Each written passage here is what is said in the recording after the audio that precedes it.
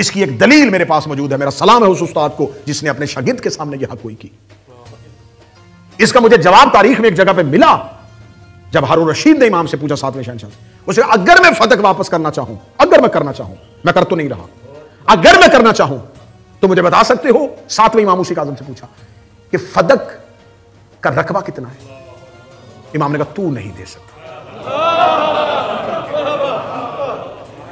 हदीस की जो भी किताब उठाओगे उसमें लिखा हो सके मैं दूंगा अगर आप मुझे रकबा बता दें। इमाम ने कहा सुन, इसकी पहली हद समरकंद, एक अफ्रीका, एक बहरे खिज्र और एक मक्का। उसने देख कहा मैंने फदक पूछा है, ये आपने मेरी हुकूमत का रकबा बताया। ना ना ना सुनिएगा सुनिएगा, ये मेरी हुकूमत का रकबा है। इतनी जगह जो आपने बताई इसमें इस्लामी हुकूमत है मेरी कायम। मैं फदक पूछ रहा हूं, आप हुकूमत का रकबा बता रहे हैं। इमाम ने कहा असल मुतालबा फदक ही नहीं था, हुकूमत है तेरी। उसका मेरी इस्लामी हुकूमत का फदक के साथ क्या ताल्लुक? इमाम ने कहा भूल गया जिसने छीना था उसने ये कह के छीना था। हमें फदक इसलिए चाहिए कि हमें अपने मुजाहिदीन को तनख्वाहें देनी है, हमें जंगी असलहा खरीदना है, हमें लश्कर बनाने हैं।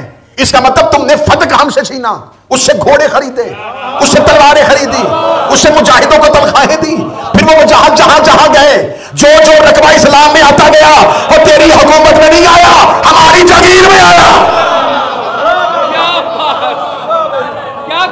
क्या कह रहे? और अगर आज कोई सवाल करे कि फदक कहां है, तो जहां जहां इस्लाम है, जहां जहां इस्लाम फैला है। क्या बात है? ये सारा रकबा फदक का है।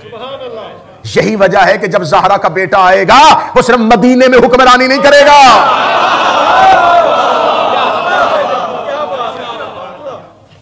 हर उस जगह पे जाके हुक्मरानी करेगा जहां जहां तक ला इलाहा इल्लल्लाह फैल चुका है। जहां अल्लाह को सजदा हो रहा है वो हर जमीन मकरूज फदक है। क्या बात है, क्या बात है। मकरूज फदक है हर वो जगह जहां जहां तक आज अल्लाह का सजदा हो रहा है।